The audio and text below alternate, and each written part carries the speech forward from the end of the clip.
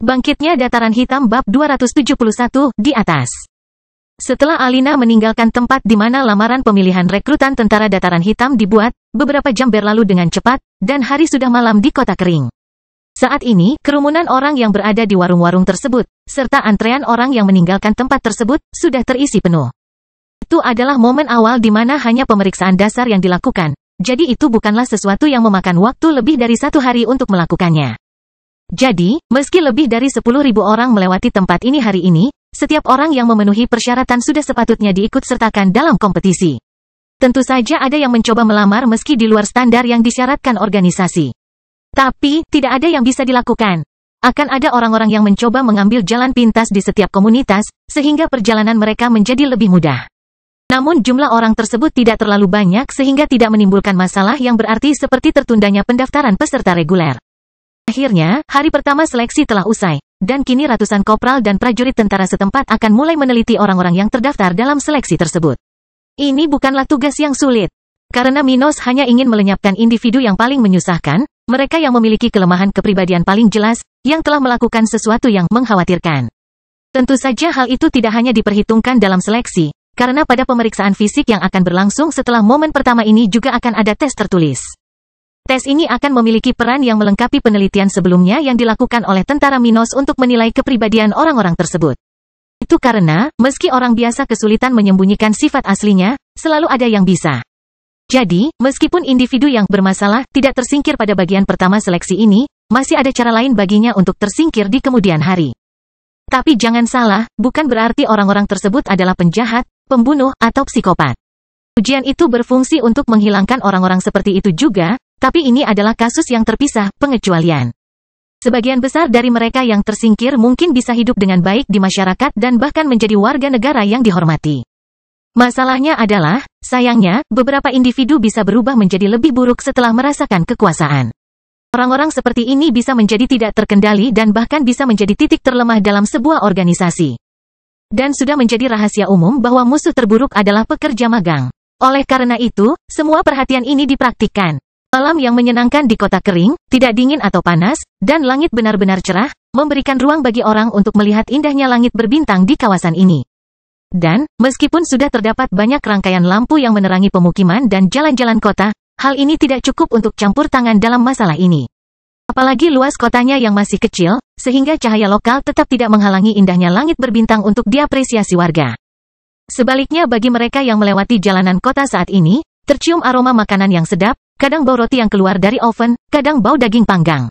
Penduduk di bagian benua tengah ini banyak menikmati pasta dan daging. Oleh karena itu, aroma masakan yang berkaitan dengan jenis makanan tersebut dapat dengan mudah dirasakan oleh siapapun yang melewati Kota Kering. Pada pagi hari, aroma roti paling banyak tercium, sedangkan pada malam hari tercium beragam aroma, terutama daging panggang.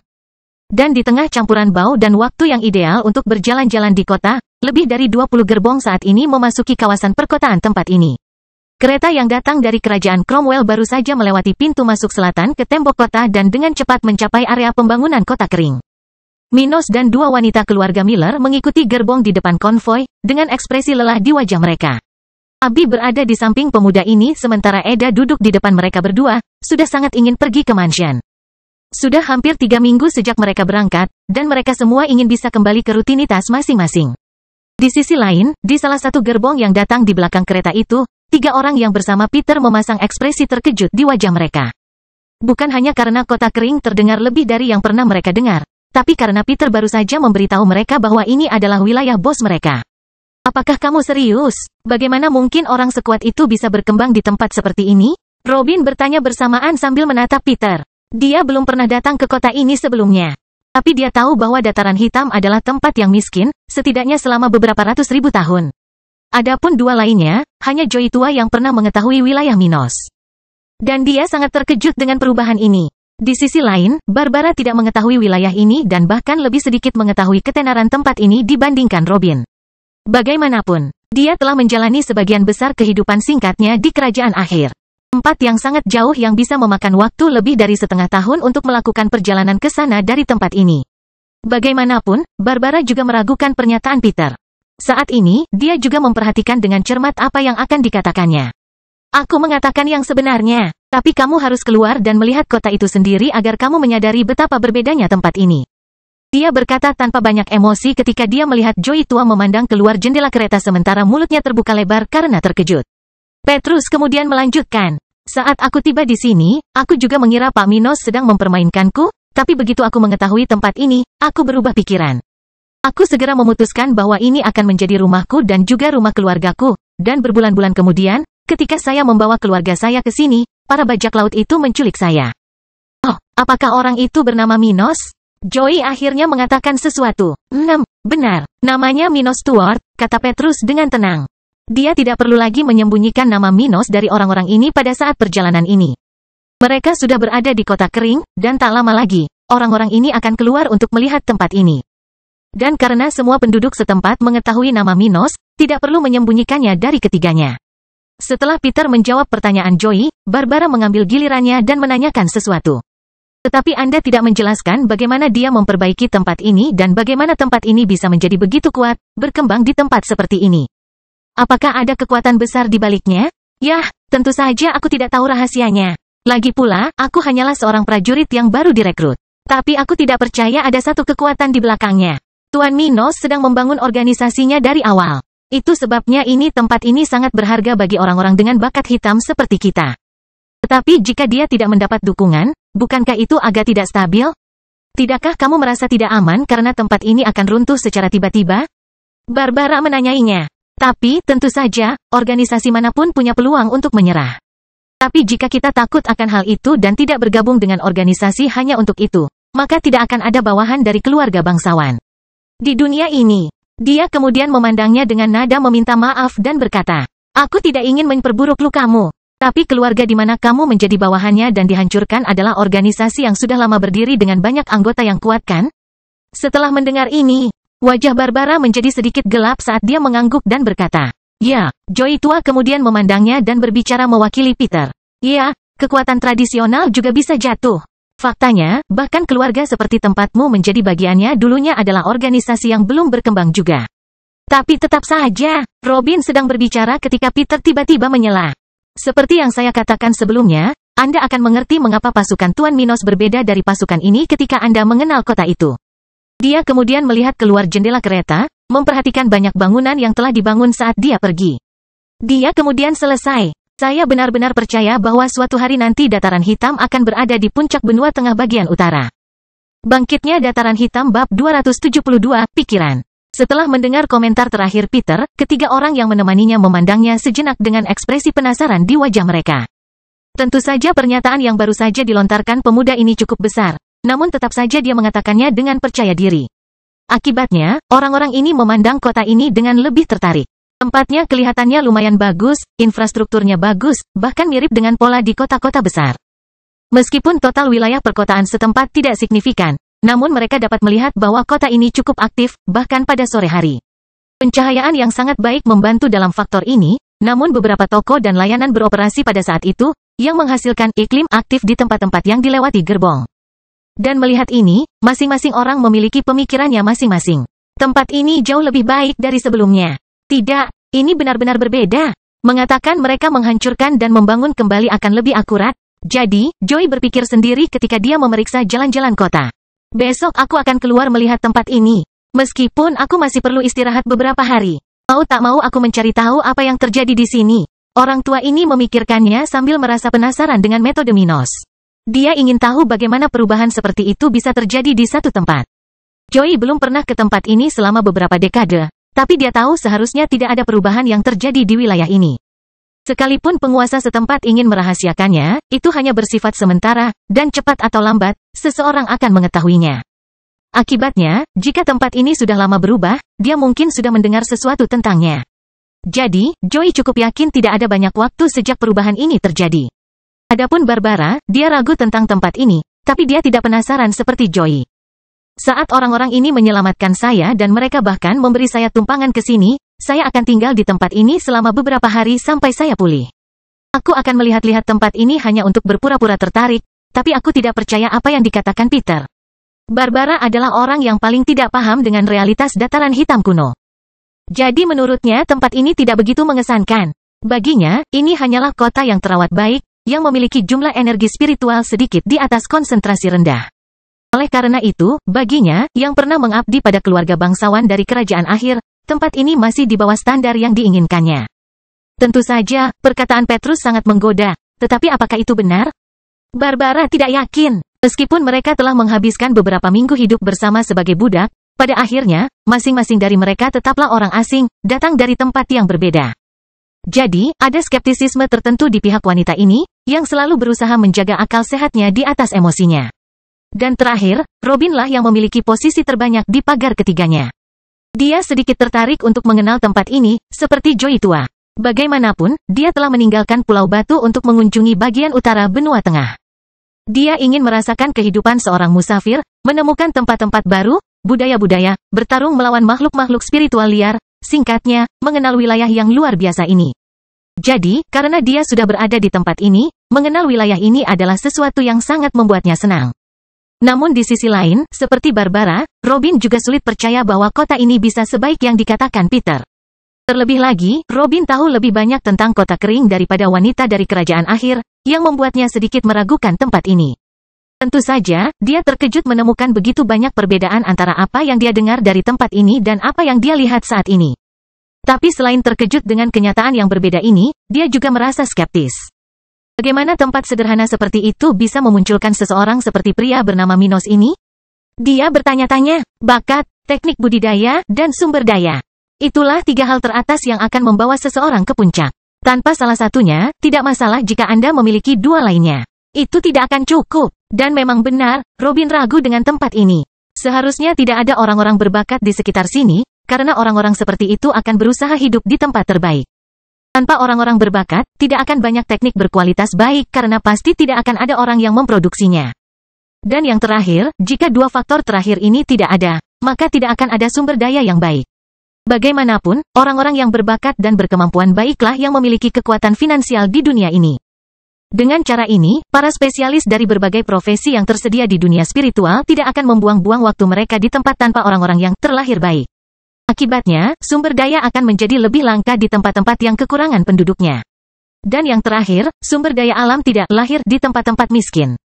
Karena barang berharga apapun memerlukan energi spiritual dalam jumlah besar untuk berkembang. Tapi, tidak ada hal seperti itu di wilayah ini. Meski begitu, Robin masih belum begitu tertarik dengan kekuatan yang telah menyelamatkannya. Bagaimanapun, saat gerbong bergerak, Peter, yang menikmati keheningan di dalam gerbong itu, sedang memikirkan keluarganya saat ini. Aku ingin tahu bagaimana keadaan mereka. Mereka pasti mengkhawatirkanku. Pemuda ini telah hilang selama lebih dari sebulan, dan tentu saja keluarganya sangat mengkhawatirkannya. Sejauh yang mereka tahu, nasib pemuda ini cukup kelam, dan mereka tidak akan pernah bisa melihatnya lagi. Meskipun mereka tahu Peter masih bernapas karena tentara memiliki tanda jiwa sersan muda ini.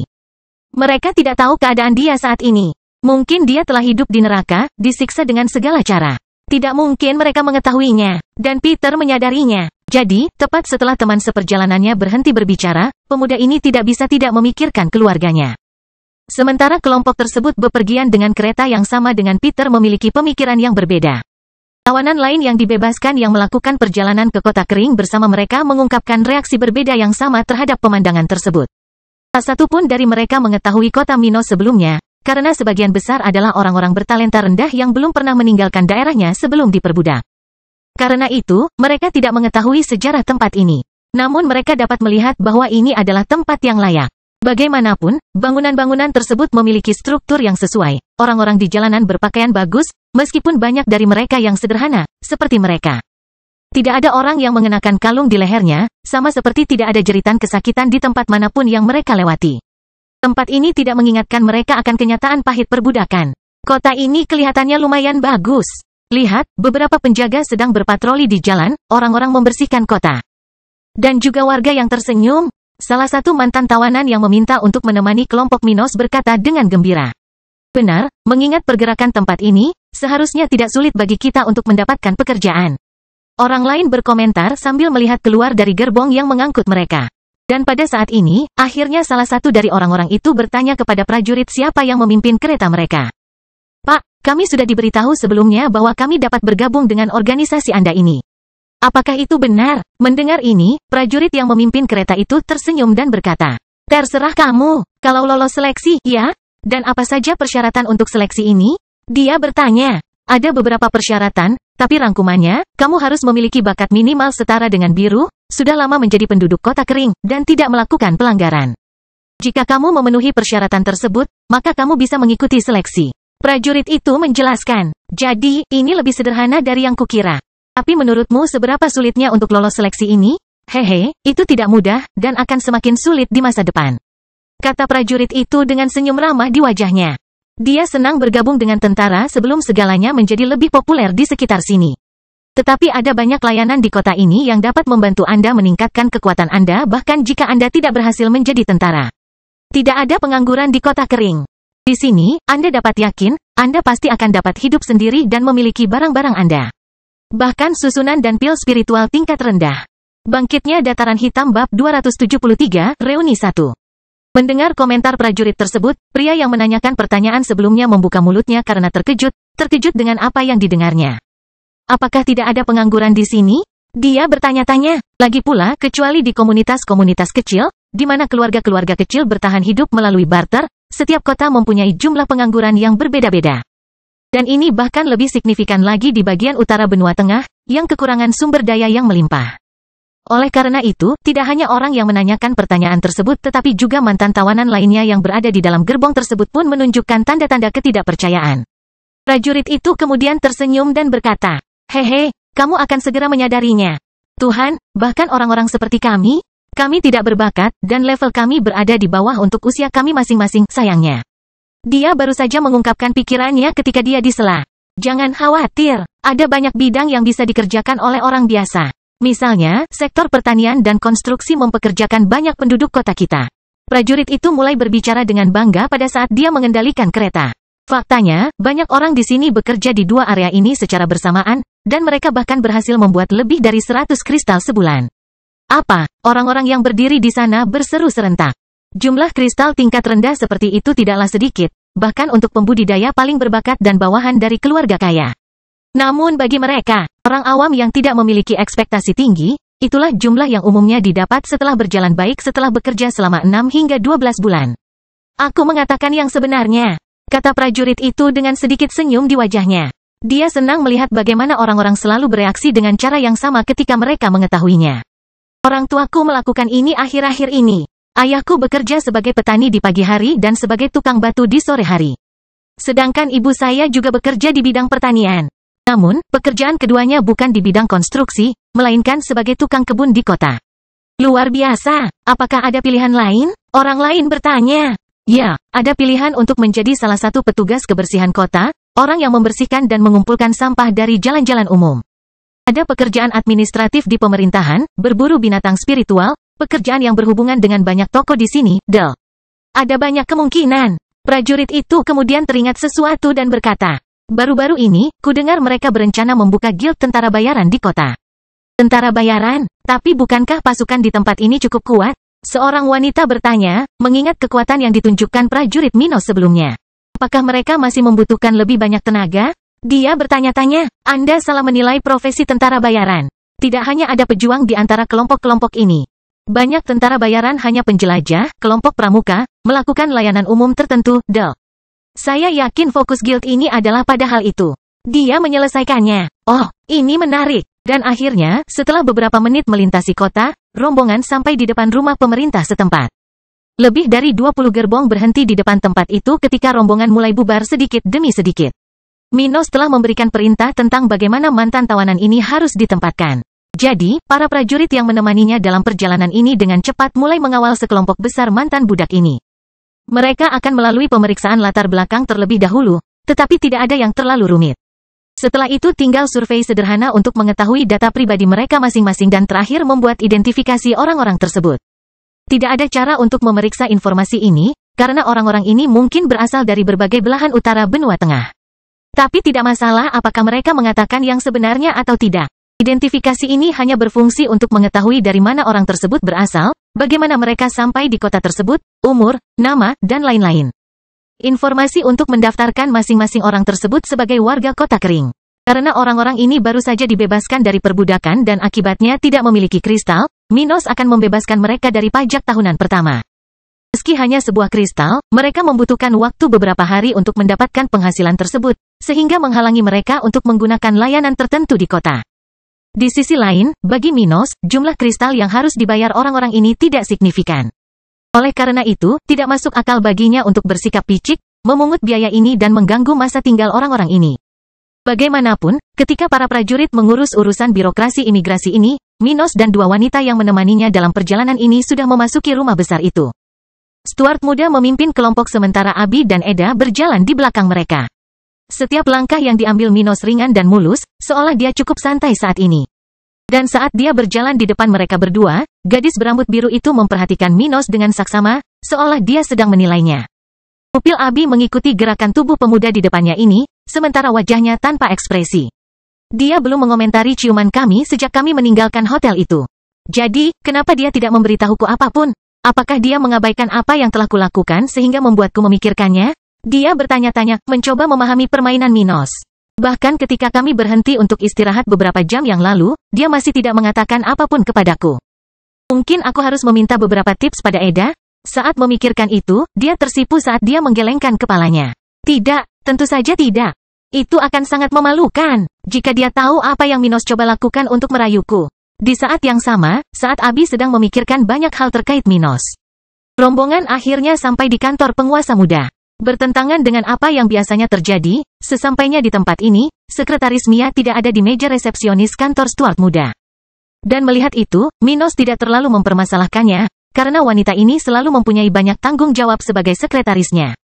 Jadi dia pasti sedang melakukan sesuatu yang penting untuk kota kering. Akhirnya ketika mereka memasuki kantor itu, Dilian yang ada di sana segera melihat mereka bertiga, segera bangkit dari kursi berlengan untuk menerima mereka. Tuan muda, bagaimana misinya? Apakah kita berhasil menyelamatkan Sersan Peter? Dia bertanya dengan cemas, tepat setelah menyapa kelompok Minos. Kami membebaskan dia dan beberapa orang lainnya yang diperbudak oleh keluarga Chamber. Minos langsung ke titik, pada saat yang sama, di mana dia tergeletak di sofa di sana seolah-olah dia cukup lelah. Chamber, keluarga ini lagi. Kepala pelayan itu bertanya ketika ekspresi gelap terbentuk di wajahnya. Sepertinya ini akan menjadi musuh yang tak terhindarkan. Ketika mereka tahu aku tidak pergi ke Flaming Empire, mereka pasti akan mulai mencariku. Bahkan jika mereka tidak bisa menghubungkanku dengan apa yang terjadi di markas itu, tidak akan lama lagi mereka akan sampai ke sana. Untuk saya, pada titik ini, Eda yang berpengalaman bergabung dalam percakapan dan memberikan pendapatnya tentang masalah tersebut. Tapi menurutku Minos muda tidak perlu terlalu khawatir tentang hal itu saat ini. Pasti butuh beberapa tahun sebelum mereka menemukan kota kering. Kepala pelayan kemudian langsung setuju, menganggukkan kepalanya. Sebenarnya, paling buruk, mereka tidak akan mengetahui hal ini dalam waktu kurang dari 2 tahun. Kita belum mengungkap diri kita sendiri, dan hanya sedikit petunjuk yang dapat membawa mereka ke tempat ini. Jadi, meskipun mereka tahu Tuan Muda tidak pergi bagi sekte kekaisaran, mereka masih harus mencarimu ke seluruh wilayah utara. Aku tahu. Bagaimanapun, aku akan tinggal di kota kering selama 1 hingga 2 bulan, dan kemudian aku harus pergi ke kerajaan ombak. Minos mengubah topik pembicaraan, mengingat sesuatu yang penting. Mengapa demikian, Tuan Muda? Senjata spiritualku hancur. Aku khawatir tidak akan mudah hanya dengan memesan barang seperti itu. Bagaimanapun, masalah lain juga perlu diselesaikan di sana. Sudah waktunya kita mendapatkan beberapa teknik spiritual tingkat biru untuk profesi pendukung. Dia kemudian mulai berbicara tentang rencananya untuk perjalanan masa depan ke Kerajaan Ombak, tempat terbaik di wilayah ini untuk menemukan apa yang dia cari. Dunia ini dapat dianggap sebagai tingkatan tertinggi di wilayah utara benua tengah, tempat para master dan spesialis susunan terbaik di sebagian besar profesi dapat ditemukan. Bangkitnya Dataran Hitam Bab 274, Reuni 2. Kerajaan Ombak memiliki wilayah terluas dan populasi terbesar di seluruh wilayah utara benua tengah. Karena itu, kerajaan tempat Peter berasal memiliki pelayanan terbaik di wilayahnya. Konsentrasi spesialis di bidang ini dapat dianggap yang terbaik, dengan orang-orang dari semua bidang keahlian. Dan meskipun mereka bukan ahli yang paling terkenal di segala bidang, seperti halnya pandai besi dan penjinak binatang buas, mereka memberikan pilihan yang sangat baik bagi mereka yang membutuhkan layanan individu tersebut. Dalam 2 spesialisasi ini, para profesional terbaik masing-masing berlokasi di Pulau Batu dan Kerajaan Salju. Jelas sekali, hal ini karena alasan geografis, yang memberikan keuntungan bagi tempat-tempat tersebut untuk jenis profesi tersebut. Namun, setelah kedua negara bagian ini, Kerajaan Ombak adalah alternatif utama bagi mereka yang membutuhkan pandai besi atau penjinak binatang buas. Wilayah yang luas memungkinkan kehadiran banyak binatang spiritual liar dan formasi batuan alami. Oleh karena itu, kedua profesi ini juga sukses di tempat itu. Sedangkan untuk penjualan teknik spiritual, setiap bidang memiliki para profesional yang lebih memahami aturan alam, khususnya bidang keahliannya. Dengan ini, teknik spiritual dapat dihasilkan, baik oleh pandai besi, penjinak binatang buas, atau bahkan juru masak. Siapapun dapat menghasilkan teknik spiritual selama ia memiliki pemahaman yang baik tentang alam, tingkat kultivasi tertentu, dan beberapa bahan unik.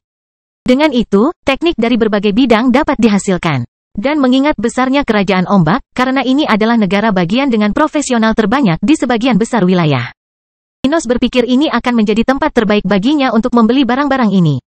Di perpustakaan umum kota Minos saat ini, tidak ada teknik spiritual selain teknik khusus dalam pertempuran dan budidaya. Dengan demikian, orang-orang yang ingin atau sudah mengikuti area berbeda di kota kering, tidak dapat meningkatkan prestasinya, mengingat kurangnya teknik ini. Hal ini bisa berdampak buruk bagi kota ini dalam dua hal. Pertama, jumlah penduduk yang mengikuti daerah-daerah tersebut akan terbatas dan bahkan dapat menunda pembangunan daerah. Kedua, kota ini menjadi kurang menarik bagi orang-orang yang mengikuti spesialisasi berbeda. Tentu saja, hal seperti itu tidak menjadi masalah dalam jangka pendek, karena kota kering masih banyak mencari tenaga kerja untuk bertani. Namun, tidaklah bijaksana untuk membiarkan topik ini ditunda terlalu lama, jadi Stuart muda sudah memasukkan topik ini ke dalam rencananya. Dia juga bermaksud membeli pedang tingkat menengah tingkat 2, yang juga bisa dilakukan dalam perjalanan ke kerajaan ombak ini. Dia bahkan bisa pergi ke Pulau Batu untuk itu, tapi perjalanan itu sia-sia. Jika dia perlu pergi ke kerajaan ombak, sebaiknya dia melakukan semuanya di satu tempat. Sehingga menghemat waktu. Bagaimanapun, setelah Minos selesai membicarakannya, Dilian terdiam beberapa saat lalu bertanya. Kapan Tuan Muda akan melakukan ini? Aku tidak bisa menundanya. Tanpa senjata yang cocok sangatlah berbahaya. Tapi aku ingin pergi untuk melakukan perjalanan ini setelah aku berhasil menembus level 43. Ini akan terjadi dalam waktu kurang dari 2 bulan. Dia menjawab sambil melihat ke arah Dilian. Apakah kamu akan naik level lagi? Abi berpikir dengan rasa ingin tahu. Saat pertama kali melihatnya, teman mudanya ini hanya level 38, 2 level di bawahnya. Tapi sekarang, kurang dari setahun, dia hampir melewatinya. Betapa tidak masuk akalnya, dengan kecepatan seperti itu, dia akan menjadi raja spiritual sebelum usia 20 tahun. Brengsek, aku tidak bisa membiarkan dia meninggalkanku. Dia kemudian berkata, baiklah, aku akan pergi bersamamu ke kerajaan ombak. Alangkah baiknya jika aku bisa menemanimu dalam latihanmu. Abi tahu bahwa wilayah itu memiliki wilayah yang sangat luas. Dengan itu, dia tahu bahwa pemuda ini pasti akan berlatih selama perjalanannya. Bagaimanapun, perjalanan ini tidak akan seperti yang baru saja dia lakukan, di mana dia tidak bisa berhenti untuk berlatih dan berkultivasi. Jadi, mengingat beragamnya kawasan hutan di negara bagian ini juga bisa menjadi perjalanan pelatihan bagi Abi. Oh, apakah kamu yakin? Dia bertanya dengan nada tertarik. Tentu saja, dan Eda tidak akan menemaniku. Ucapnya tegas sambil menatap wanita berpengalaman ini. Dan mendengar itu, Eda hanya bisa mengerutkan keningnya. Abi, apa yang Anda bicarakan? Mengapa saya tidak ikut dengan Anda? Saya telah memutuskan bahwa kami akan bergabung dengan pasukan Minos. Apa? Seru Eda kaget. Oh, jadi, kamu sudah mengambil keputusan, ya?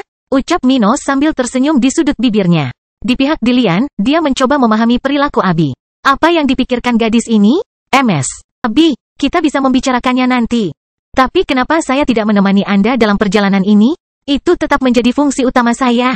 Dan akhirnya, wanita muda dari keluarga Miller memutuskan untuk menjelaskan dirinya sendiri. Saya dapat mengatakan bahwa tidak ada seorang pun di kerajaan ombak yang mengenal saya, tetapi dengan Anda, itu bisa berbeda. Beberapa orang mungkin mengenali saya sebagai salah satu keluarga Miller melalui Anda, dan itu bisa menyebabkan masalah bagi Minos.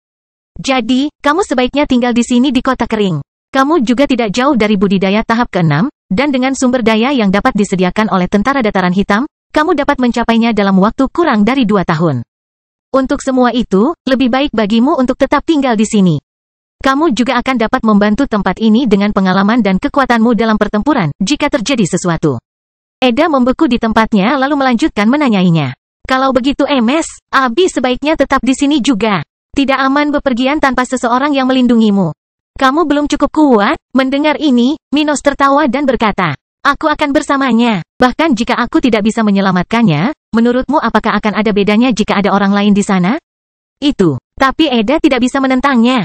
Kekuatan yang dia tunjukkan sebenarnya jauh lebih luar biasa daripada miliknya, dan Abi pasti akan lebih aman berada di sampingnya daripada miliknya. Tapi jangan pikirkan itu untuk saat ini. Kita masih punya waktu sekitar 2 bulan untuk perjalanan ini.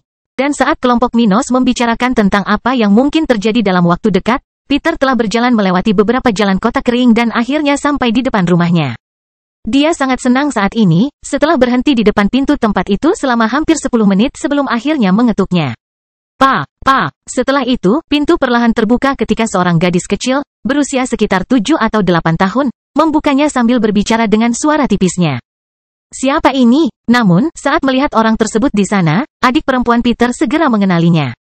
Segera, air mata mulai mengalir dari matanya. Dia kemudian melompat ke arah dada Peter sambil berteriak dan menangis di saat yang bersamaan.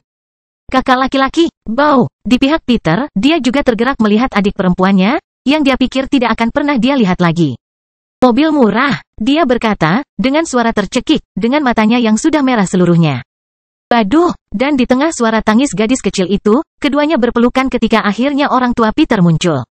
Ibunya mengenakan lap di bahu kirinya sambil mengenakan celemek dapur panjang berwarna putih, dengan rambut hitam diikat ke belakang. Sebaliknya, ayah Peter mengenakan celana pendek longgar dan kemeja dengan sedikit noda kotoran, seolah baru pulang kerja. Bagaimanapun, ketika keduanya melihat pemuda dengan rambut hitam pendek dan tinggi sedang memeluk Lizzie kecil di tengah isak tangisnya, mereka segera mengenalinya. Putra, ibunya adalah orang pertama yang berbicara ketika dia berlari untuk memeluknya juga.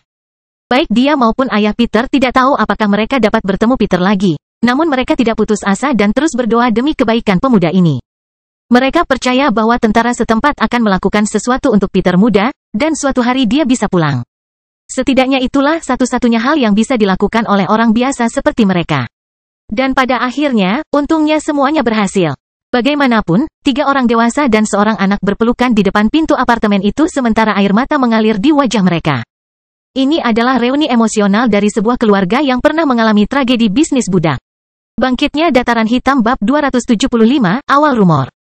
2 hari telah berlalu dengan cepat sejak kedatangan kelompok Mino. Pada periode ini, semua mantan tawanan, baik yang bertugas di pangkalan itu atau yang dibeli Kevin, sudah menetap di kota kering. Awalnya, mereka ditempatkan di salah satu bangunan tempat tinggal yang baru dibangun, yang belum ada penghuninya. Konstruksi ini dibiayai oleh pemerintah daerah, yang mendanai konstruksi jenis ini dan kemudian menjualnya kepada calon penghuni. Kota ini terus berkembang, sehingga tindakan ini dapat membantu menjadikan tempat ini lebih menarik. Lagi pula, keluarga biasa tidak mampu tinggal di hotel dalam waktu lama. Mereka tidak punya cukup kristal, dan karena kota kering telah berkembang pesat akhir-akhir ini, jika bangunan baru tidak dibangun terlebih dahulu, maka akan terjadi kekurangan perumahan. Dalam hal ini, memiliki tawaran perumahan di mana warga baru kota kering dapat tinggal dan membayar biaya bulanan adalah hal yang ideal. Hasilnya, kota tidak akan menderita akibat perkembangan komunitas yang tidak teratur, dan menjaga standar kualitas di seluruh wilayah perkotaan.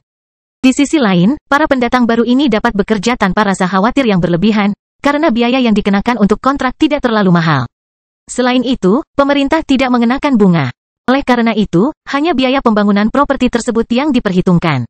Dan pembuatan bangunan secara teratur merupakan sesuatu yang menciptakan lapangan kerja dan juga menurunkan biaya operasional layanan jenis ini. Lagi pula, produksi massal biasanya lebih murah. Itu juga menurunkan harga properti tersebut untuk keluarga baru di sekitar sini. Oleh karena itu, meskipun orang-orang yang baru dibebaskan dari perbudakan, yang tidak memiliki kristal, sudah dapat memiliki rumah sendiri. Namun tindakan ini juga memberikan dampak yang luar biasa bagi orang-orang yang menjadi korban perbudakan. Bagi orang-orang seperti ini, ada yang baru beberapa bulan berada dalam kondisi ini. Ada pula yang sudah bertahun-tahun, memiliki rumah sendiri adalah hal yang sangat berarti. Mungkin bagi mereka yang tidak pernah harus melalui kesulitan karena tidak memiliki rumah sendiri, hal seperti itu terasa tidak begitu berarti. Namun bagi orang-orang seperti itu, hal itu sangat menyentuh hati mereka. Beberapa dari mereka bahkan menangis bahagia saat menerima kunci rumah, dan setelah itu, bahkan para mantan tawanan yang pernah diteror oleh keluarga Chamber, hingga melayani mereka hampir secara impulsif, bahkan mereka pun merasa lebih nyaman berada di tempat ini. Tentu saja, mereka mengerti bahwa mereka adalah tahanan di kota ini, tapi hal seperti itu jauh lebih baik daripada menjadi budak Chamber. Di sini mereka punya rumah sendiri, bisa bekerja dimanapun mereka mau, dan punya harta benda sendiri. Senjata spiritual, susunan, pil, apapun yang bisa mereka beli, bisa mereka miliki di tempat ini. Hal seperti ini tidak terjadi di tempat mereka sebelumnya, di mana mereka hampir tidak bisa makan sekali sehari dan tidak mempunyai hak. Oleh karena itu, meskipun mereka masih merasa terpojok dengan tempat asing ini, mereka berpikir bahwa mereka dapat membiasakan diri dengan tempat ini dan bahkan memiliki kehidupan di sekitar sini. Namun, tempat tinggal yang diberikan kepada mereka bukanlah satu-satunya hal yang mengubah perilaku mereka. Tidak, pada hari pertama orang-orang ini di kota kering, mereka dengan cepat mengetahui tentang layanan yang tersedia di kota ini. Mereka penasaran dengan menara budidaya kota kering dan arena pertarungan, tapi itu hanya sedikit ketertarikan. Lagi pula, tidak ada satupun dari mereka yang bisa menggunakan tempat ini sampai mereka bekerja selama beberapa bulan di sini. Yang menarik perhatian setiap orang adalah perpustakaan umum kota kering.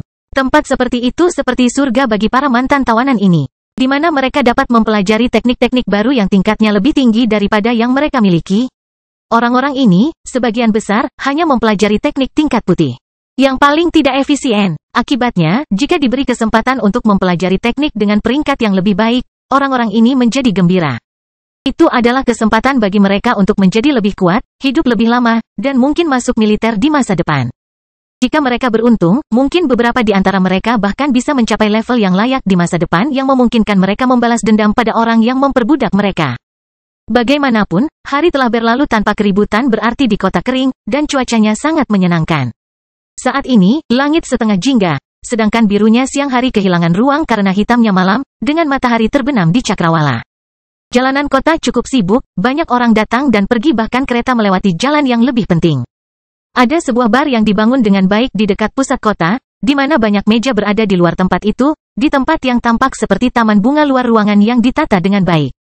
Terdapat penutup kaca yang, meskipun merupakan jendela besar dari bahan yang sama, memungkinkan siapapun yang lewat di depannya untuk melihat interior properti ini. Lagi pula, bagi orang-orang yang lewat di depan bar ini sekarang, mereka akan melihat melalui kaca banyak orang di dalam tempat itu. Kerumunan itu sepertinya terdiri dari 3 orang yang duduk di kursi di dalam bar itu, dan mereka sepertinya sedang membicarakan sesuatu pada saat ini.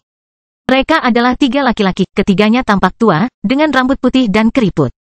Orang-orang ini berpakaian sederhana dan memiliki tanda yang sama di dahi mereka, sebuah bintang hitam, dengan lingkar berwarna bulu di tengahnya. Ketiga lelaki tua itu adalah mantan tawanan yang melayani basis keluarga Chamber. Adapun kerumunan di sekitar para pria tersebut, ada sekitar 30 orang di sana. Mulai dari anak muda tanpa rambut di wajah hingga beberapa pria bahkan lebih tua dari ketiga mantan tawanan tersebut.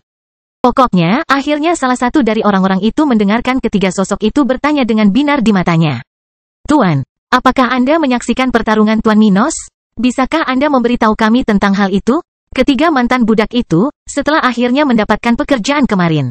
Hari ini mereka keluar untuk merayakannya, setelah hari pertama mereka bekerja berbayar. Dan dengan melakukan itu, mereka sampai di bar ini, di mana mereka akhirnya membicarakan tentang pertempuran yang mereka saksikan di markas itu. Orang-orang ini tidak berani berperang. Tetapi banyak dari mantan tawanan yang bertugas di tempat itu telah menyaksikan perkelahian yang terjadi pada hari invasi itu. Saat berbicara satu sama lain tentang apa yang mereka lihat, orang lain di bar ini mendengar percakapan mereka bertiga. Tak lama setelah itu, tak lama kemudian hampir setiap pelanggan dan karyawan di tempat ini pun mendengarkan cerita dari tokoh-tokoh tersebut. Akhirnya setelah mendengar pertanyaan seorang pemuda, ketiga lelaki tua itu saling berpaling, lalu salah satu dari mereka berkata, aku hanya menyaksikan pertarungan para prajurit tentara dataran hitam. Tapi menurutku Wo tua melihat pertarungan Tuan Minos, kan? Salah satu dari mereka kemudian membusungkan dadanya dengan bangga dan mulai berbicara. Itu benar, saya merasa senang melihat pertarungan Tuan Minos. Itu adalah pertarungan paling luar biasa yang pernah saya lihat. Dan mungkin saya tidak akan melihat hal seperti itu sepanjang hidup saya. Itu benar. Iri sekali. Aku ingin melihat Pak Minos beraksi. Ku dengar dia sekuat raja spiritual. Kata sepupuku padaku. Begitu banyak komentar yang dilontarkan, Watt akhirnya mulai menceritakan apa yang dilihatnya. Hari itu, Tuan Minos terlihat seperti dewa perang. Dia memegang pedang perak panjang, yang memancarkan niat dingin dan bahkan bisa mengancam nyawa raja spiritual di markas itu. Pada awalnya, dia tampak bertarung dengan kedudukan yang setara. Tapi tidak lama kemudian, kemampuan Dewa Tuan Minos melampaui lawannya. Jami, raja spiritual di tempat itu, nampaknya bingung bagaimana cara melawan Tuan Minos. Dan setelah beberapa menit mengalami kegagalan yang menyedihkan, orang itu kehilangan kesabarannya dan membuka pintu untuk binatang buas Tuan Minos. Untuk menyerangnya, apakah hal seperti itu terjadi? Apakah Tuan Minos punya binatang buas? Berbagai pertanyaan muncul ketika masyarakat mengagumi perbuatan penguasa setempat. Watt kemudian melanjutkan. Binatang itu sangat ganas dan kuat seolah-olah dia berasal dari dunia bawah itu sendiri. Tapi dia mendengarkan setiap kata-kata Tuan Minos. Sepertinya dia benar-benar tunduk padanya. Bangkitnya dataran hitam bab 276, meningkatnya rumor. Binatang itu memiliki 6 ekor dan tingginya hampir 2 kali lipat dari Tuan Minos, tapi di depannya dia tampak seperti hewan peliharaan yang ramah. Watt menjelaskan sambil memberi isyarat dengan tangannya, menirukan Emlyn. Dia tidak memiliki salah satu cakarnya, tapi itu tidak mengganggunya. Ketika Raja Spiritual itu menderita karena melawan Tuan Minos, binatang buas itu akhirnya menyerangnya, melukai Jamie dengan parah. Ketika mereka mendengar itu, orang-orang itu terpesona. Mereka senang mengetahui betapa kuatnya Minos dan bahkan keberadaan Emlyn. Jika keduanya bisa bertarung melawan Raja Spiritual, bukankah itu berarti kota kering sudah bisa dianggap sebagai tempat dengan 2 individu dengan level itu? Mereka pikir begitu, dan itu membuat mereka merasa aman. Bagaimanapun juga, dunia spiritual bukanlah tempat yang sederhana dan aman. Jadi, meskipun banyak dari orang-orang ini tidak pernah keluar, tidak perlu ada orang yang pergi jauh untuk memahami hal ini. Selalu ada lebih banyak orang, jahat, penjahat, dan kecelakaan, bahkan di komunitas terkecil sekalipun. Oleh karena itu, ketidakpastian dan ketakutan akan kenyataan adalah sesuatu yang ada di antara orang-orang yang lebih lemah dan kurang berbakat. Akhirnya, beberapa komentar terdengar di sekitar bar itu. Ah, aku senang mengetahui bahwa kita dapat mengandalkan orang-orang sekuat itu. Benar, tapi aku terkejut kota kecil kita sudah memiliki monster tahap 6. Aku juga. Kupikir kepala pelayan Dilian akan menjadi raja spiritual pertama di kota kecil kita. Tapi sepertinya bukan itu masalahnya. Bukankah itu berarti kita akan segera memiliki 3 orang kultivator dari tahap ke-6?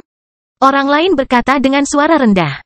Akhirnya, seorang pemuda yang penasaran bertanya kepada Wotua tentang sisa pertarungannya. Mantan tawanan ini kemudian menghela nafas sejenak lalu melanjutkan ceritanya. Setelah itu, Raja Spiritual itu dibunuh oleh Tuan Minos, beberapa saat setelah binatang spiritual itu bergabung dalam pertarungan. Setelah itu, salah satu dari 2 mantan tawanan lainnya yang belum berbicara kepada hadirin. Saya menyesal tidak menyaksikan pertarungan Tuan Minos dengan Raja Spiritual itu, Jamie. Tapi saya sempat melihat salah satu teknik ilahi Tuan Minos ketika dia menghancurkan budidaya Tuan Muda keluarga Chamber. Aku juga melihatnya. Mengerikan. Faktanya, aku merasakan sendiri penindasan terhadap teknik itu. 2 lainnya berkomentar dengan ekspresi serius. Perasaan tidak bisa bergerak 1 inci pun sungguh menakutkan. Jadi, tentu saja, ketiga pria yang telah merasakan kekuatan pedang spasial ini tidak akan pernah bisa melupakan momen itu. Mendengar ini, orang lain di antara kerumunan itu bertanya dengan cemas. Seperti apa teknik Pak Minos? Apakah sekuat itu? Watt mengangguk setuju dan menjawab. Ya, Tuan Minos menghentikan ruang sejauh puluhan meter. Menyebabkan puluhan penggarap berdiri tak bergerak pada saat itu, bahkan tanpa bisa bergerak atau berbicara.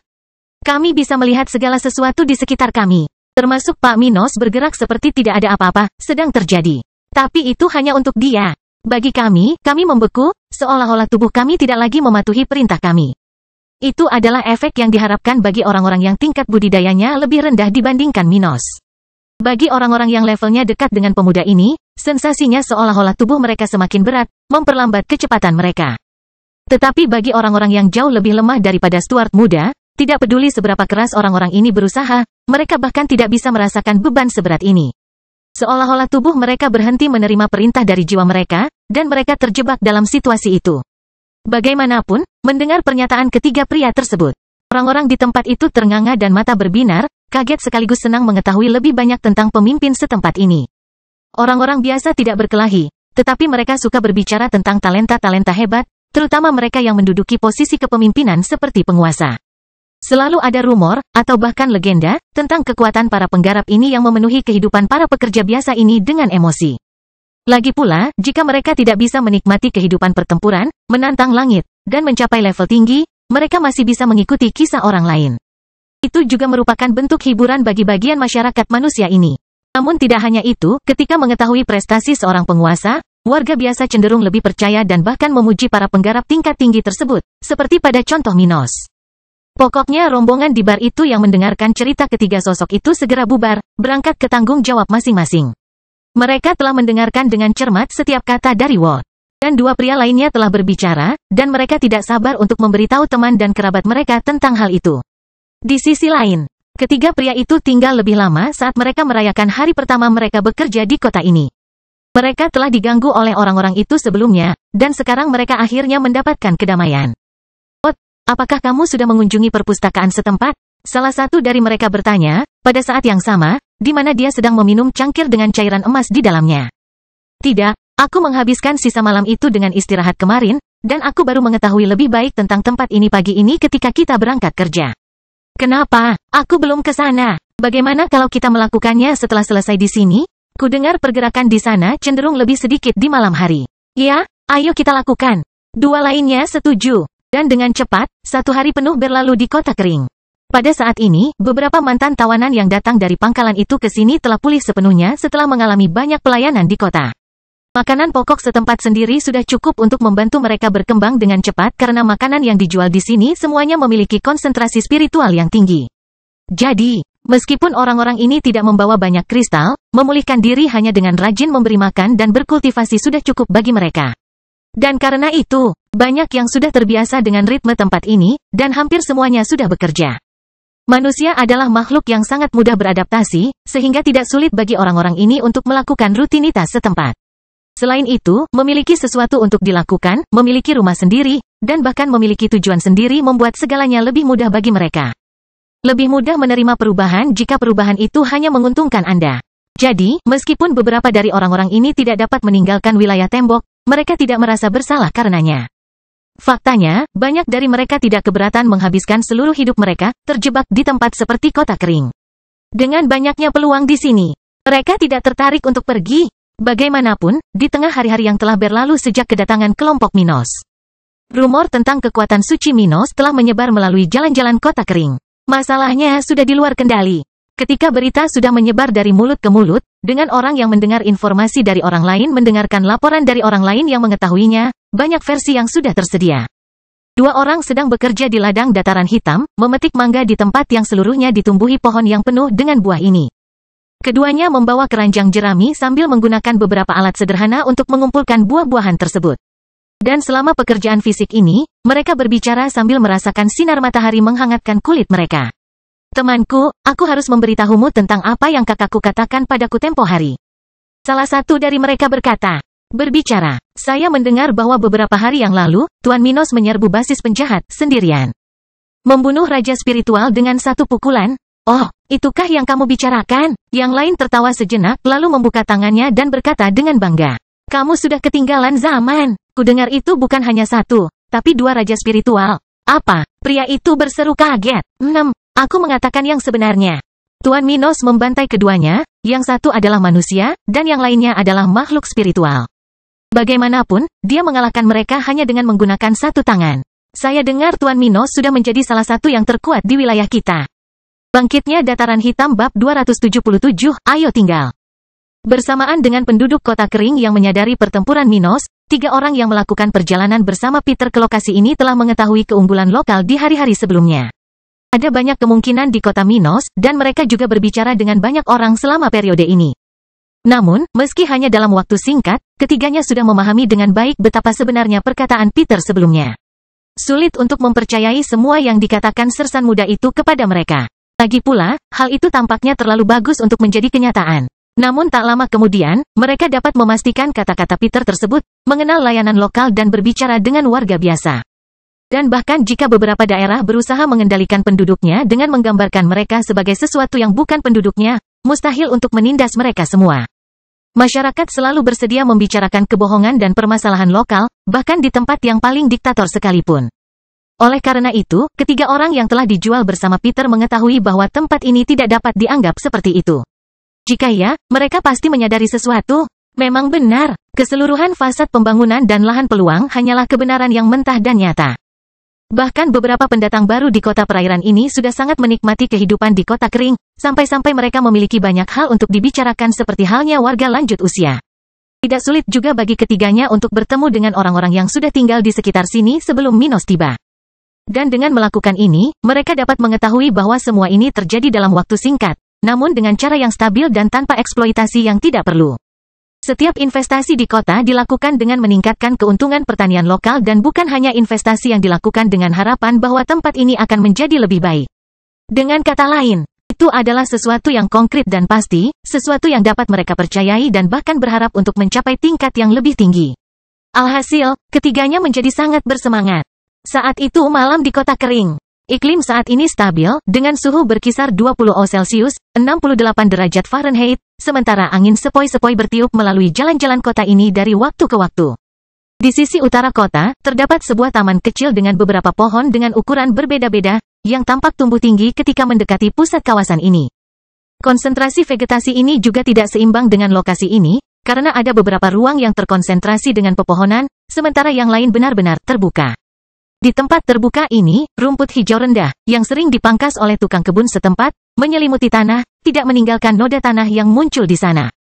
Selain itu, bangku-bangku kayu tersebar dengan baik di sana. Beberapa jalan batu, tempat tiang-tiang kecil menerangi lingkungan, menjadi jalan bagi orang untuk berjalan. Di tempat itu, di salah satu bangku kayu, di tengah kegelapan malam, 3 orang tampak menikmati suasana nyaman sambil berbincang. Salah satu dari 2 wanita dalam kelompok itu berdiri di depan 2 orang yang duduk di bangku kayu, rambut pirangnya tertiup angin setiap kali angin menerpa dirinya. Dan pada saat ini, laki-laki dalam kelompok itu, seorang lelaki tua dengan rambut putih di kepalanya, melanjutkan pidatonya sebelumnya. Kalian para gadis, tempat ini adalah titik balik dalam hidup kalian. Barbara, kalian bisa membalas dendam suatu hari nanti selagi kalian menjadi lebih kuat di tempat ini. Sedangkan bagi kalian, Robin, mengenal bagian utara benua tengah akan menjadi perjalanan yang menyenangkan jika kamu mendapat dukungan dari tempat ini.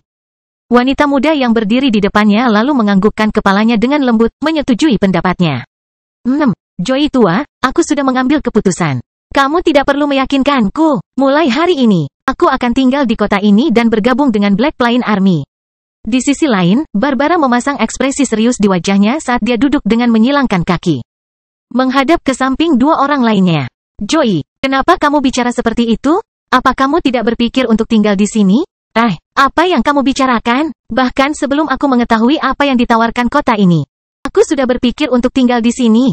Ucapnya dengan nada santai. Dan nyatanya, dia tertarik untuk tinggal di tempat ini, bahkan sebelum dia melihat semuanya dengan matanya sendiri.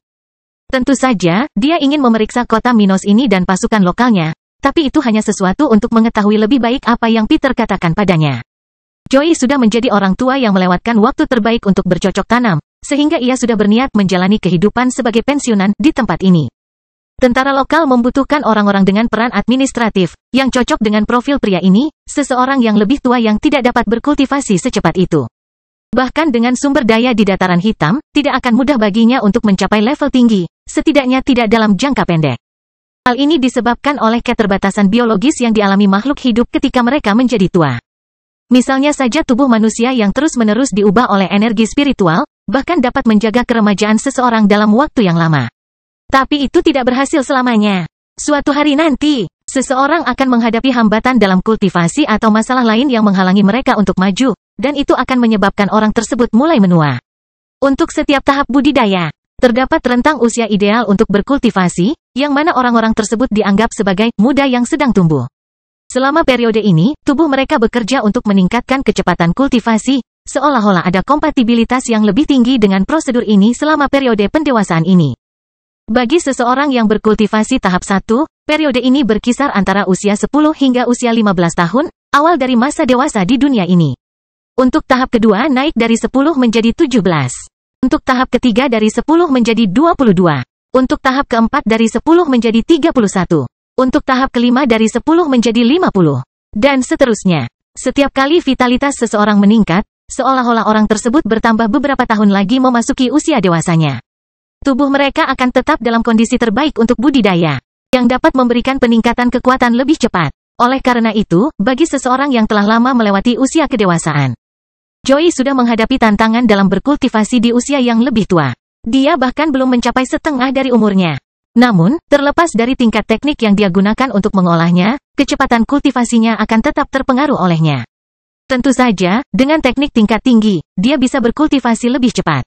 Tapi kecepatan itu tidak bisa dianggap bagus, seperti yang terjadi pada Peter dan kedua wanita ini. Oleh karena itu, Joey tahu bahwa dia mungkin tidak akan berperan aktif dalam organisasi Minos, karena dia tidak memiliki ekspektasi yang tinggi. Tapi dia baik-baik saja dengan itu. Joey masih bisa menjadi raja spiritual di masa depan dan bahkan mungkin melewati level itu. Dia mungkin bukan seseorang yang akan bertarung di garis depan, tapi dia masih bisa hidup lama karenanya. Ini mungkin memerlukan waktu, tetapi ada cukup waktu baginya untuk sampai ke sana. Bagaimanapun, Joey melanjutkan pidatonya. Aku hanya mengatakannya seperti itu karena aku ingin menunjukkan bahwa tempat ini sangat menguntungkan bagi kalian berdua. Terutama bagimu, Barbara. Aku tahu kamu lebih skeptis mengenai hal itu. Bahkan sekarang, mengetahui seluruh kebenaran dan bahkan menjadi bersemangat, kamu masih merasa ragu.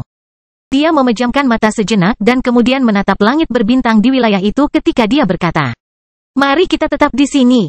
Aku merasa tempat ini akan segera mencapai puncak di wilayah kita. Saat ini, kamu akan memiliki kekuatan yang cukup untuk menuntut keadilan bagi keluarga yang membesarkanmu. Sepertinya itu pilihan terbaik." Dia berpikir sejenak ketika dia merasakan angin dengan lembut menyapu wajahnya. "Baiklah. Bagaimanapun, aku masih harus berkultivasi selama bertahun-tahun yang akan datang dan menghadapi para bajingan itu.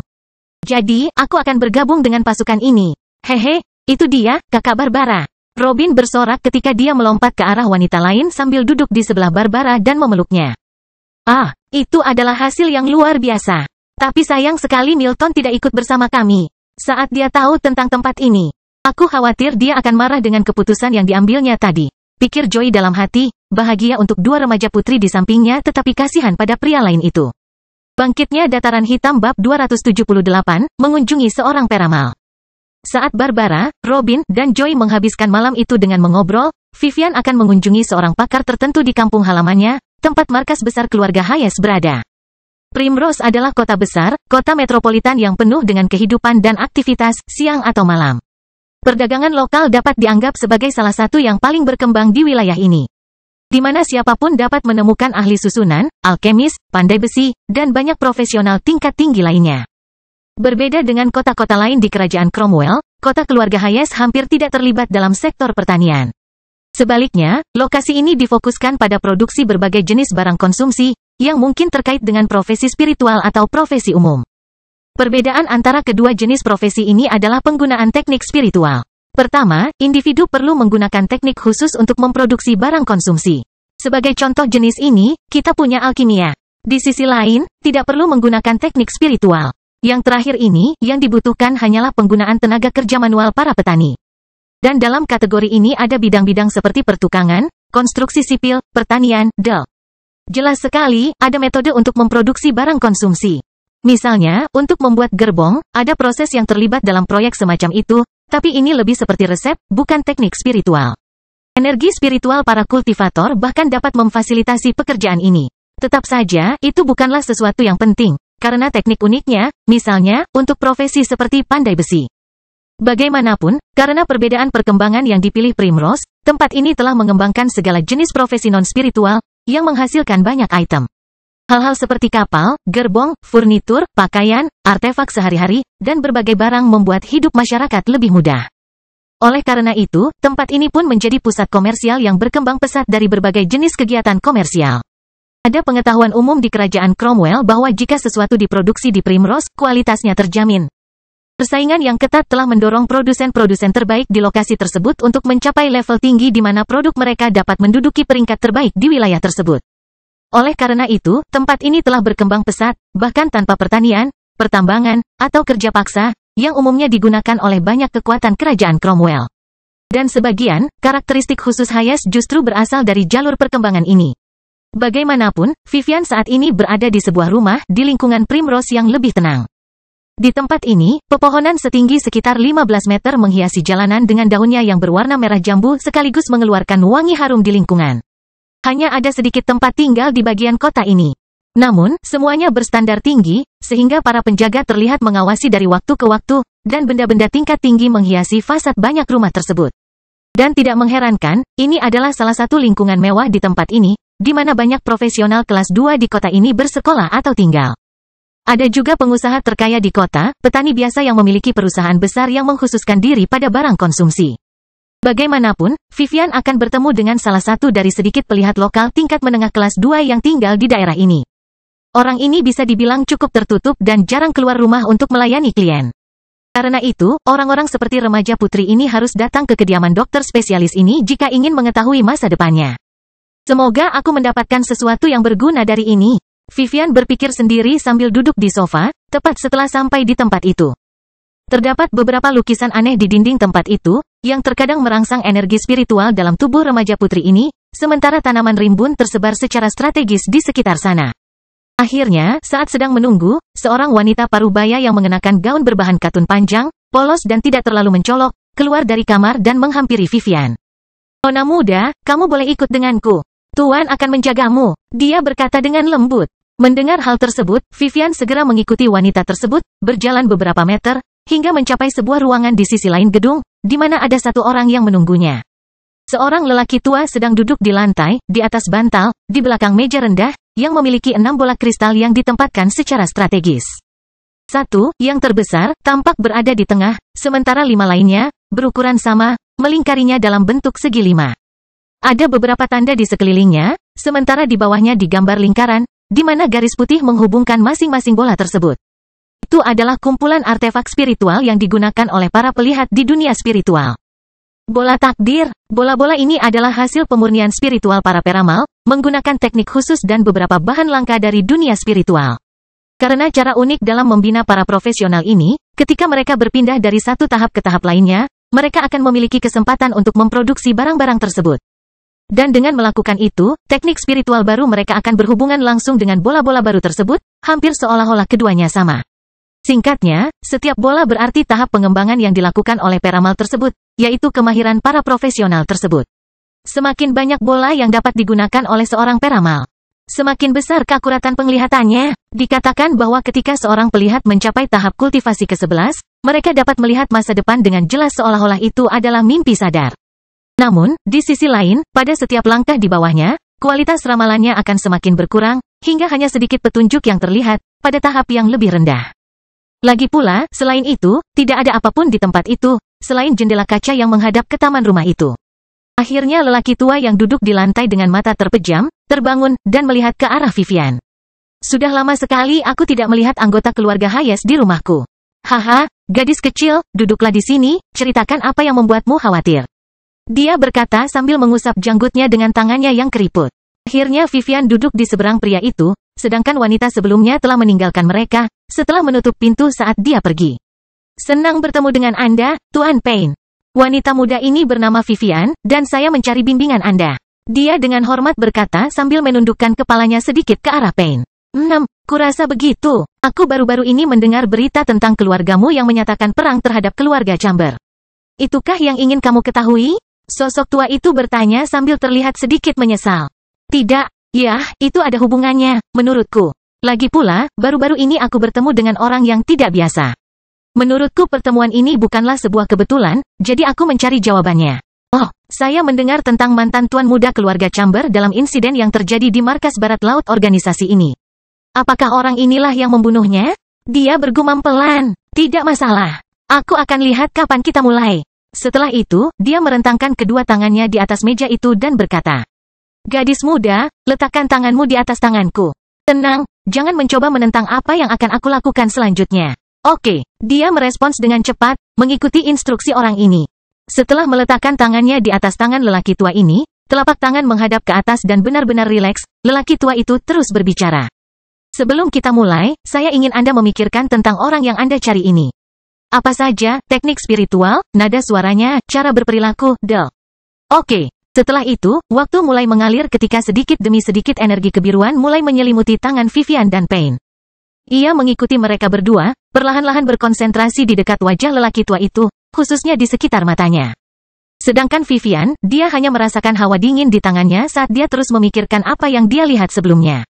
Akhirnya, keenam bola itu mulai bersinar, satu demi satu, memancarkan cahaya biru sambil tampak berkedip, seperti bola lampu sebelum padam. Pada saat yang sama, Payne mendapatkan visinya. Pertama, dia telah melihat sebagian dari apa yang terjadi hari itu di pangkalan itu, tempat banyak orang sebelumnya bertempur. Kemudian, di momen kedua, saat dia merasakan orang yang dipikirkan Vivian, dia hanya bisa melihat sesuatu yang kabur. Meskipun dia bisa melihat dengan jelas teknik dan garis besar orang lain dalam adegan itu, dia tidak bisa melihat bentuk pakaian Minos, dia bahkan tidak bisa melihat efek dari teknik pemuda ini. Akhirnya, sembari merasa ada yang tidak beres di sini, ia mencoba menyentuh gambaran buram Minos untuk meramal nasib pemuda tersebut. Retakan, bangkitnya dataran hitam bab 279, kesalahan tidak bersalah. Saat Payne mencoba memulai ramalannya tentang Minos, pemandangan lelaki tua ini mulai menjadi gelap dengan cepat saat dia merasakan tekanan yang mengguncang jiwanya. Seolah-olah dia telah jatuh ke dalam lautan spiritual, yang dengan cepat membuatnya tenggelam. Perasaan kagum menjalari tubuh pria ini saat merasakan jiwanya menciut di dalam dirinya. Apa ini? Dia bergumam pelan ketika noda darah mulai menetes dari berbagai lubang di wajahnya. Pupil matanya melebar sepenuhnya, dan tubuhnya gemetar hebat. Retakan, semua ini terjadi dalam waktu kurang dari 20 detik sesi ketika suara retakan terdengar di tempat itu. Melihat dan mendengar ini, tangan Vivian masih memegangi tangan Pain ketika dia mencoba memahami situasinya. Apa yang terjadi? Apakah ada yang tidak beres? Dia bertanya-tanya, mengingat keanehan ramalan ini. Remaja putri ini sudah pernah mencoba meramalkan masa depannya sebelumnya, dan karena itu, dia tahu betul bahwa pelihat itu tidak boleh bereaksi seperti ini. Vivian bisa merasakan energi spiritual Pain berkurang dengan cepat, seperti botol air, kehilangan airnya setelah dibuka. Tuan Pain, apa yang terjadi? Dia bertanya dengan cemas. Retakan, tetapi pada saat itu, alih-alih menerima jawaban, Vivian malah melihat salah satu Orb of Destiny hancur berkeping-keping. Sementara retakan mulai muncul di 5 orb lainnya. Sosok tua itu menjerit kesakitan saat dia perlahan-lahan berhasil mengakhiri sesi ramalannya. Dia segera melompat dari tempatnya duduk tadi, sudah memuntahkan seteguk darah ke tempat itu. Pain tampak sangat pucat saat ini, dengan ekspresi ketakutan dan kelelahan bercampur dengan kilatan kelegaan di matanya. Dia langsung menghadapi kematian, tapi untungnya pihak lain mengizinkannya hidup. Sungguh hal yang menakutkan. Dia berseru kaget, mencoba memahami kekuatan yang hampir memusnahkannya. Untungnya, saya tidak bersikeras melanjutkan sesi ini. Kalau tidak, kekuatan itu akan menghancurkanku. Ia berpikir sejenak, masih merasakan sakit di sekujur tubuhnya. Dia kemudian melihat ke meja tempat bola-bola itu berada dan meratap. Aku kehilangan salah satu orb takdirku, dan 5 orb lainnya semuanya retak. Itulah akhir hidupku sebagai seorang peramal. Seorang peramal tidak bisa memata-matai masa depan tanpa bola matanya. Oleh karena itu, bagi Pain, seseorang yang berasal dari utara benua tengah dan hanya memiliki talenta hitam, mustahil untuk pulih dari kekalahan ini. Satu-satunya cara untuk berhasil menyempurnakan bola baru adalah melalui peningkatan tahap budidaya dirinya. Namun, dia sudah berada di tahap ke-6 dan berusia lebih dari 900 tahun. Dengan kata lain, baginya, tidak ada harapan untuk mengganti bola yang hancur itu. Sedangkan 5 lainnya juga tidak dalam kondisi sempurna. Jika dia memaksakan prediksi masa depan dalam keadaan ini, itu bisa menjadi jauh lebih buruk baginya. Dia tidak hanya bisa melenyapkan bola itu, tapi dia juga bisa mati. Pokoknya di saat itulah Vivian akhirnya bangkit dari tempatnya berada dan berusaha membantu lelaki tua itu. Tuan Pain, apa yang terjadi? Ramalannya sepertinya salah. Mendengar itu, Pain merasa kesal saat menatap wajah cantik Vivian dan berkata dengan kesal. Nak, kamu menghancurkan karirku. Lihat orb takdirku yang kelima. Itu hancur. Vivian kemudian tidak berdaya saat dia menatap formasi bola yang rusak. Dia paham betul apa arti hal itu bagi pria ini, jadi dia merasa lebih buruk lagi saat ini. Kenapa ini terjadi? Saya belum pernah mengetahui hal seperti itu terjadi sebelumnya. Pikiran seperti itu terlintas di benaknya ketika dia mencoba mencari jawaban. Tuan, saya tidak menyangka hal seperti ini bisa terjadi. Tapi saya akan memastikan bahwa Anda diberi imbalan. Dan bagaimana kamu berniat melakukan ini? Saya akan melaporkan apa yang terjadi pada ayah saya.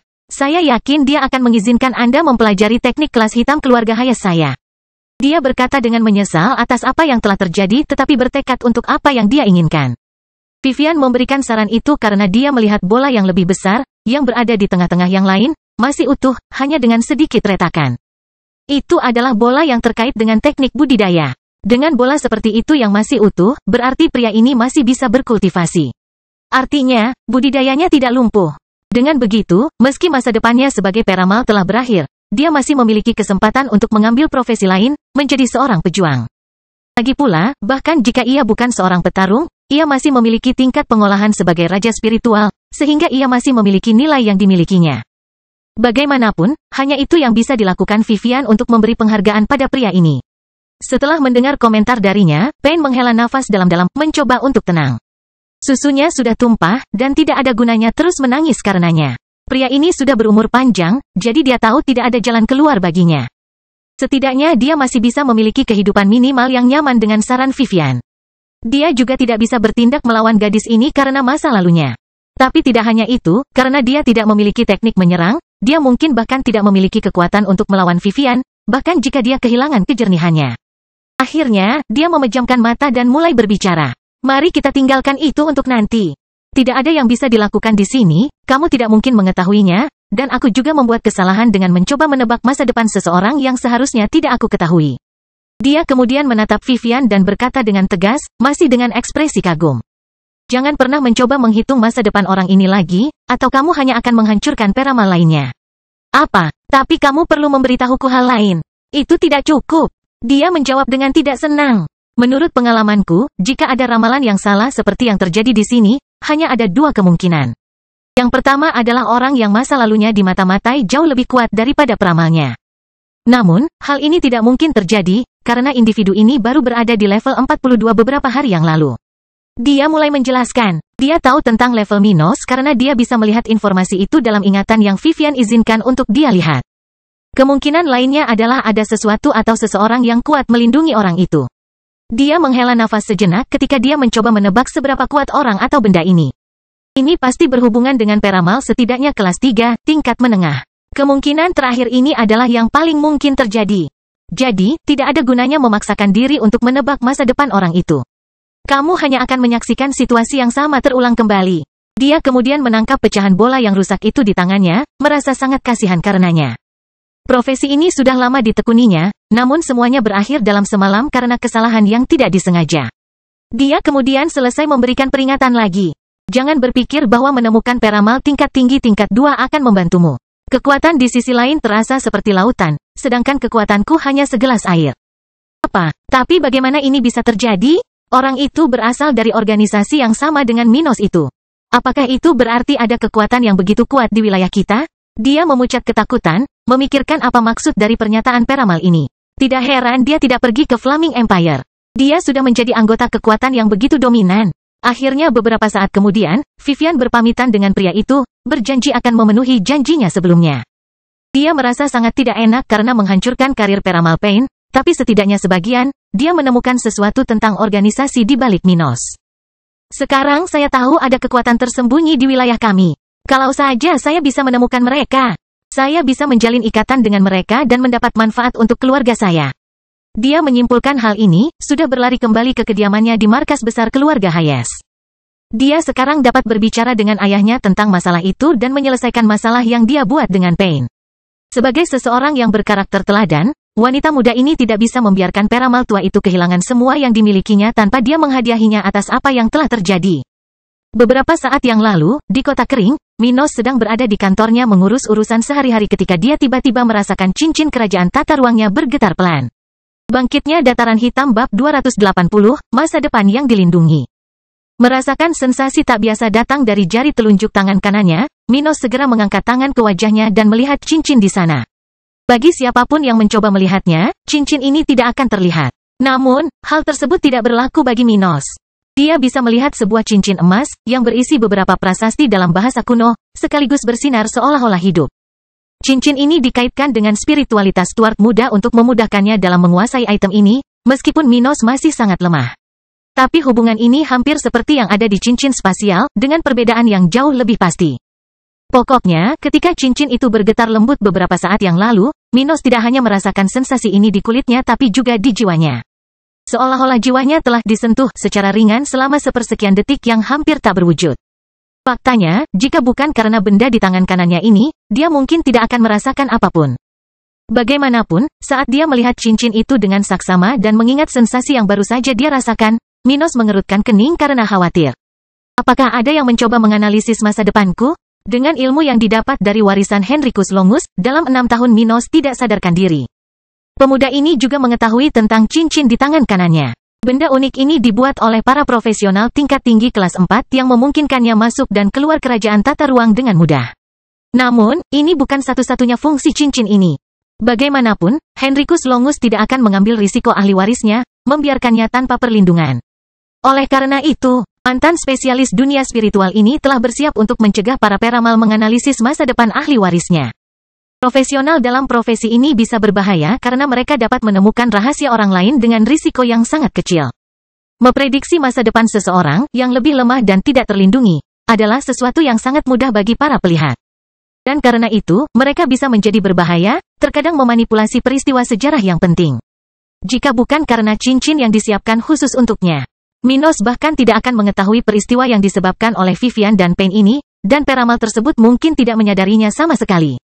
Alhasil, Jika ada yang bisa menebak masa depan ahli warisnya, maka pasti rencana Henricus Longus akan gagal total.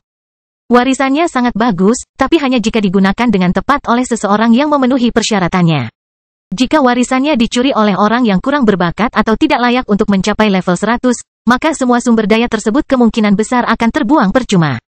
Dan karena dia memiliki keterampilan ramalan bawaan, tidak sulit bagi Henricus Longus untuk mengukir perlindungan spiritual pada cincin itu.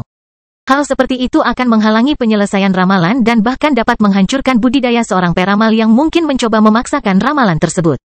Seperti apa yang terjadi pada Pain, dia baru saja mencoba untuk memulai prediksi ketika dia langsung menyerah, setelah mengalami kerugian besar. Penghancuran budidaya juga dapat menyebabkan kematian sang peramal. Ada hubungan yang jauh lebih signifikan antara kehidupan dan kultivasi dalam profesi ini. Bagaimanapun, ini adalah area yang sangat berhubungan dengan jiwa. Dan kerusakan jiwa seringkali lebih buruk daripada kerusakan fisik. Bagaimanapun juga, kecuali peramal level 100. Yang levelnya sama dengan Henricus Longus, mencoba memprediksi masa depan Minos, mustahil hal ini bisa tercapai. Bahkan jika pria ini sendiri bukan seorang peramal, kemampuan bawaannya memang jauh lebih kuat daripada teknik eksternal. Namun tidak hanya itu, keterampilan bawaan dari tokoh sejarah ini dihasilkan oleh fisik tingkat ilahi Henricus Longus. Jadi, perlindungan yang ditinggalkannya di cincin Minos ini sungguh luar biasa. Akhirnya, Minos bangkit dari kursinya dan berjalan menuju jendela kantornya, di mana dia bisa melihat cakrawala malam kotanya. Jalan di depan mansion sedang sibuk, dengan beberapa gerbong lewat. Pada saat yang sama, beberapa tentara datang dan berjalan kaki. Itu adalah jantung kota kering, tempat pemerintah dan tentara melakukan sebagian besar aktivitasnya. Akibatnya, terjadi banyak pergerakan di sana, bahkan pada malam hari. Minos kemudian menghela nafas sejenak dan bergumam pelan. Sepertinya segalanya berkembang lebih cepat dari yang kubayangkan. Tidak akan lama sebelum seseorang mengetahui tentang perubahan di tempat ini. Aku hanya berharap tidak ada orang dari kerajaan coklat yang mencoba meramalkan masa depanku. Kalau tidak, itu akan menjadi masalah. Dia tahu bahwa dengan cincin di tangan kanannya, tidak ada yang tahu kekayaannya. Namun Minos khawatir hal ini akan membawa rasa penasaran ke kotanya. Lagi pula, rasanya aneh jika seseorang yang berkuasa akan melindungi masa depan seorang pemuda yang seharusnya baru mulai berkultivasi sekitar 2 tahun lalu. Kekuatan seperti Kerajaan Brown mungkin akan mencoba mencari tahu apakah ada sesuatu yang tidak biasa terjadi pada pemuda ini. Mungkin siapa tahu, cari tahu jika dia mendapat bantuan dari suatu kerajaan. Jika itu adalah seseorang dari Kerajaan Coklat, mungkin untuk pertama kalinya, asal-usul wanita itu akan berguna. Dia mempertimbangkannya sebentar, mengingat ibu kandungnya yang tidak ada. Beberapa kekuatan lokal di Kerajaan Brown tahu dia berasal dari Flaming Empire, jadi jika dia mencoba melindungi masa depan Minos dengan cara tertentu, itu tidak aneh. 6. Itu mungkin bukan kekuatan Kerajaan Brown manapun. Mereka mungkin tidak akan menghabiskan begitu banyak kristal hanya untuk mengetahui masa depan seorang pemuda yang belum mulai berkultivasi 2 tahun lalu. Minos tidak tahu peramal mana yang mencoba meramalkan masa depannya, tetapi jejak spiritual pada cincinnya memungkinkan dia merasakan kekuatan jiwa di sisi lain. Karena itu, dia tahu bahwa pelihat yang dimaksud sudah berada pada budidaya tahap ke-6, level 54. Oleh karena itu, harga jasa peramal tingkat menengah tingkat 2 tidak akan murah. Faktanya, benda seperti itu bisa semahal senjata spiritual tingkat rendah tingkat 2. Karena itu, dia tidak menyimpulkan bahwa kekuatan lokal Kerajaan Brown akan sangat menghargainya. Itu mungkin seseorang dari Kerajaan Cromwell? Dia berkata dengan suara rendah secara bersamaan sambil menjentikkan jari salah satu tangannya. Masuk akal, dengan semua yang terjadi akhir-akhir ini. Salah satu dari orang-orang yang mengejar musim semi kehidupan pasti mencoba melihat masa depanku dalam upaya menemukan identitasku. Setelah memikirkannya, Stuart muda mengesampingkan masalah ini dan kembali ke pekerjaannya sebagai penguasa. Tidak ada yang bisa dia lakukan mengenai masalah itu. Hal serupa terjadi pada balas dendam atas kematian ayahnya. Minos benar-benar merasa tidak enak atas apa yang terjadi pada Albert dan ingin membalaskan dendamnya. Namun dia masih belum mempunyai kekuatan untuk melakukannya. Dengan begitu, dia hanya bisa tenang dan terus berkembang. Tidak selalu seperti itu. Suatu hari, dia bisa berjalan di siang hari tanpa harus mengkhawatirkan keluarga Silva, dan dia bahkan bisa bertindak melawan situasi seperti ini, seseorang yang mencoba meramalkan masa depannya. Tapi ini bukan waktunya. Untuk memperkuat dirinya, dia sudah memberikan segalanya, rajin berkultivasi di kerajaan tata ruang sambil mengatur wilayah dan pasukannya. Tapi itu butuh waktu. Dia tidak bisa berkultivasi dalam semalam, begitu saja. Seperti halnya masalah kota kering tidak akan terselesaikan dengan solusi yang jatuh dari langit. Dia bahkan punya beberapa solusi untuk tempat ini, tapi hanya waktu yang bisa membuat kota dan penduduk lokal ini berkembang. Bagaimanapun, setelah beberapa saat, Stuart muda itu mulai membaca informasi yang ada di beberapa kertas di mejanya, dan sudah duduk dengan nyaman di kursi berlengannya. Ada informasi tentang statistik terkini tentang produksi pangan lokal, warga negara baru, jumlah tentara, administrasi publik, hal penting yang terjadi baru-baru ini di wilayah Minos. 50 prajurit berpangkat kopral lainnya baru-baru ini naik ke level 40 dan dipromosikan ke pangkat sersan. Pemilihan tentara akan memulai tes paling penting dalam 3 hari. Markas Besar Angkatan Darat telah menunjuk sebuah tim untuk memeriksa dokumen Pangkalan Barat Laut Keluarga Chamber. Rumah sakit di Kota Kering akan siap dalam beberapa minggu.